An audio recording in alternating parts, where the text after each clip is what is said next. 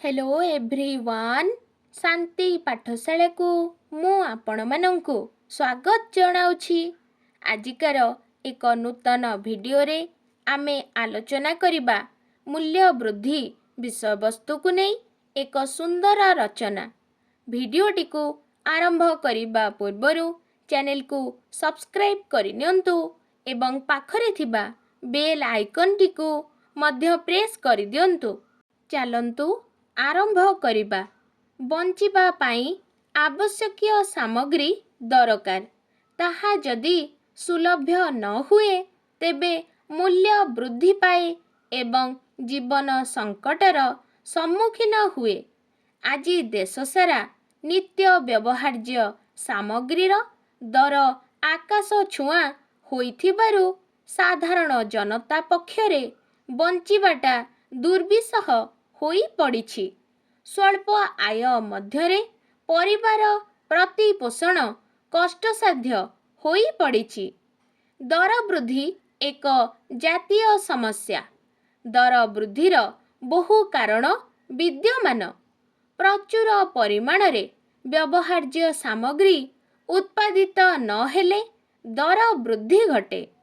केतेक व्यवसायी अधिक लाभ उठाइबा आशा रखी व्यवहार्य पदार्थ को एकचाटिया करी गोपन रखिबा फलरे बजार रे कृत्रिम अभाव सृष्टि हुए।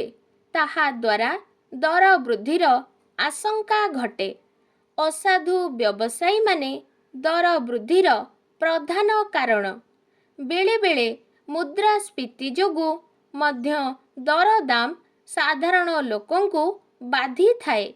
तेबे जनसंख्या वृद्धि जोगु उत्पादित पदार्थ सर्वसाधारणଙ୍କ ପାଇଁ ଯଥେଷ୍ଟ ହୋଇପାରେ ନାହିଁ। ଫଳରେ ମୂଲ୍ୟ ବୃଦ୍ଧି ଘଟେ। ଦରଦାମ ବୃଦ୍ଧି ଏକ ଜାତୀୟ ସମସ୍ୟା ହୋଇଥିବାରୁ ଏହା ସମାଜ ଉପରେ ଗଭୀର ପ୍ରଭାବ ପକାଇଥାଏ। ନିତ୍ୟ ବ୍ୟବହାର୍ଯ୍ୟ ପଦାର୍ଥର ମୂଲ୍ୟ ମାତ୍ରାଧିକ ପରିମାଣରେ ବୃଦ୍ଧି ଘଟିବା ଫଳରେ ଜନ ଅସନ୍ତୋଷ ଘଟି ଶେଷରେ ତାହା ଆନ୍ଦୋଳନ ଓ ବିପ୍ଳବମୁଖୀ ହୋଇପଡ଼େ। ଦେଶ ସାରା ଅଶାନ୍ତିର ବହ୍ନି ଜଳେ। ସରକାରଙ୍କ କାର୍ଯ୍ୟକ୍ରମ ବ୍ୟାହତ ହୁଏ। ଶାସନ କଳ ଅଚଳ ହୋଇପଡ଼େ। ଅଶାନ୍ତିର ବହ୍ନି ଶେଷରେ ବହୁ ଧନ ଓ ଜୀବନକୁ ଧୂଳିସାତ୍ କରିଦିଏ।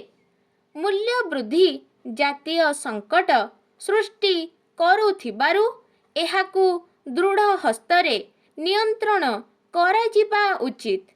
ଦୃଢ଼ ଶାସନ ବ୍ୟବସ୍ଥା, ଖାଦ୍ୟର ସୁଷମ ବଣ୍ଟନ, ଅସାଧୁ ବ୍ୟବସାୟୀଙ୍କୁ କଠୋର ଦଣ୍ଡ, ମୁଦ୍ରାସ୍ଫୀତି ନିୟନ୍ତ୍ରଣାଧୀନ, ଜନସଂଖ୍ୟା ନିୟନ୍ତ୍ରଣ, କୃଷି ଓ ଶିଳ୍ପଜାତ ପଦାର୍ଥର ଉତ୍ପାଦନ ବୃଦ୍ଧି ଆଦିକୁ ଦୃଷ୍ଟି ଦେଇ ବିହିତ କାର୍ଯ୍ୟାନୁଷ୍ଠାନ ଗ୍ରହଣ କଲେ ମୂଲ୍ୟ ବୃଦ୍ଧି ନିଶ୍ଚୟ ହ୍ରାସ ପାଇବ। ମୂଲ୍ୟ ବୃଦ୍ଧି ଦେଶର ଏକ ଗୁରୁତ୍ୱପୂର୍ଣ୍ଣ ସମସ୍ୟା। ଏଥିରୁ ସୃଷ୍ଟି ଅଶାନ୍ତି, ଜନ ଆନ୍ଦୋଳନ, ବିପ୍ଳବ ଏବଂ ପରିଶେଷରେ ତାହା ଧ୍ୱଂସାଭିମୁଖୀ ରୂପ ଧାରଣ କରେ। ସୁତରାଂ ସରକାର ଓ ଦେଶର ଚିନ୍ତାଶୀଳ ବ୍ୟକ୍ତିମାନେ ଏ ଦିଗରେ ଧ୍ୟାନ ଦେବା ବିଧେୟ।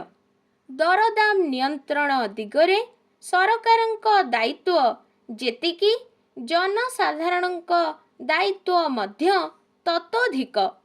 ମିଳିତ ଭାବେ ସହଯୋଗ ରକ୍ଷା ନ କଲେ ଏହା ଦେଶ ଓ ଜାତିକୁ ସମୂଳେ ଧ୍ୱଂସ କରିଦେବ, ଏଥିରେ ସନ୍ଦେହ ନାହିଁ।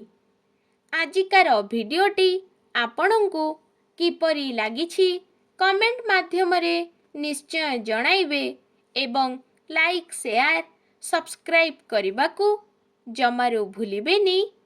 ଧନ୍ୟବାଦ।